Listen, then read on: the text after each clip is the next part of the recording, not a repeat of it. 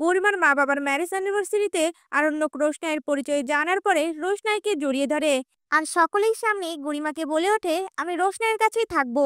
এমনটাই দেখতে চলেছেন রোশনাই ধারাবাহিকে।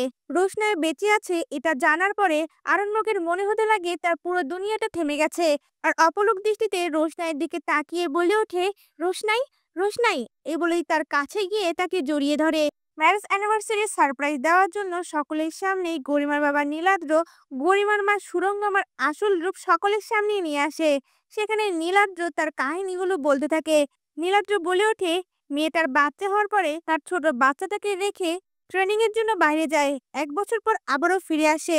তারপর আবারও সংসার করতে থাকে। তখন ছেলেটার মনে হতে লাগে মেয়েটা তার স্বামীকে আর ভালোবাসে না। এরপরও তাদের সম্পর্ক বজায় থাকার কারণ ওই ছেলেটি সংসারটা ভাঙতে চায়নি। কথাগুলো শুনে সকলে অবাক হয়ে যায়। এরপর নীলাদ্র সকলকে চমকে দিয়ে বলে ওঠে, এই 1 বছর যখন আমাদের থেকে দূরে ছিল তখন সে তার প্রথম স্বামীর কাছে ছিল, যাকে সে ভালোবাসতো।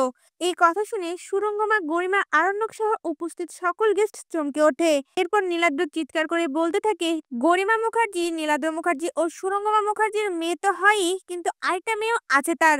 তার নাম রোশনাই। কথাটা শুনে গরিমা সহ সকলে চমকে ওঠে। এরপর রোশনাইকে দেখিয়ে নীলাদ্র বলে ওঠে, এই নয়নতারা নয়, এই হচ্ছে রোশনাই। রোশনাইয়ের পরিচয় সকলের সামনে বলে দিলে আরণ্যক সাথে সাথেই রোশনাইয়ের দিকে তাকায়। আর তার মনে হতে লাগে তার পুরো দুনিয়াটা থেমে গেছে। আর তার কাছে গিয়ে রোশনাইকে বলতে থাকে, রোশনাই, রোশনাই। এই কথা বলেই রোশনাইকে জড়িয়ে ধরে। এদিকে সুরঙ্গমার আসল মুখোশ সকলের সামনে চলে এলে সুরঙ্গমা সেটা মানতে পারে না আর চিৎকার করে বলে ওঠে, না, না, এটা হতে পারে না। নীলাদ্র তখন সুরঙ্গমাকে থামিয়ে দিয়ে বলে ওঠে, এটাই সত্যি, সত্যিটা সকলের সামনে আসারই ছিল। এই কথাগুলো শুনে উপস্থিত সকল গেস্টরা অবাক হয়ে যায়। তখনই আরণ্যকের মা বলে ওঠে, রোশনাই আর গরিমা দুজনেই বোন। তখনই রোশনাই বলে ওঠে, হ্যাঁ, এটা সত্যি, এই সুরঙ্গমা আমাকে জন্ম দিয়েছে, কিন্তু এই সুরঙ্গমা মুখার্জিকে আমি মা হিসেবে মানি না। আমার মা শুধু সুদর্শনা গাঙ্গুলি। তখন পণ্ডিত রঞ্জন প্রসাদ সকলের সামনেই মুখ খুলে আর নীলাদ্রকে বলে ওঠে, হ্যাঁ, এই সকল কথা সত্যি।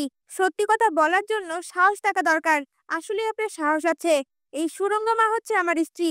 এদিকে সুরঙ্গমা এই কথাগুলো শুনে সাথে সাথেই মাথা ঘুরিয়ে অজ্ঞান হয়ে পড়ে যায়। কিন্তু আরণ্যক সেদিকে পাত্তা না দিয়ে রোশনাইয়ের কাছে গিয়ে তাকে বলতে থাকে, আমি জানতাম, আমার মন বলছিল তোমার কিচ্ছু হতে পারে না। এসব দেখে গরিমার সাথে সাথে ছুটে এসে আরণ্যককে রোশনাই থেকে সরিয়ে দেয় আর বলতে থাকে, আরণ্যক, আমি তোমাকে খুব ভালোবাসি। এই রোশনাই ও রঞ্জন প্রসাদ আমাদের কিচ্ছু হয় না। তুমি প্লিজ ওদের থেকে সরে আসো। এই বলে হাত ধরে টেনে নিয়ে যেতে লাগলে তখনই আরণ্যক হাত ছাড়িয়ে বলে ওঠে, না, আমি রোশনাইয়ের কাছেই থাকবো। আমি আবার রোশনাইকে পেয়েছি। এই বলে অপলক দৃষ্টিতে রোশনাইয়ের দিকে তাকিয়ে থাকে। আর রোশনাইও কান্না দৃষ্টিতে আরণ্যকের দিকে তাকিয়ে থাকে। এমনটাই দেখতে চলেছেন রোশনাই ধারাবাহিকে।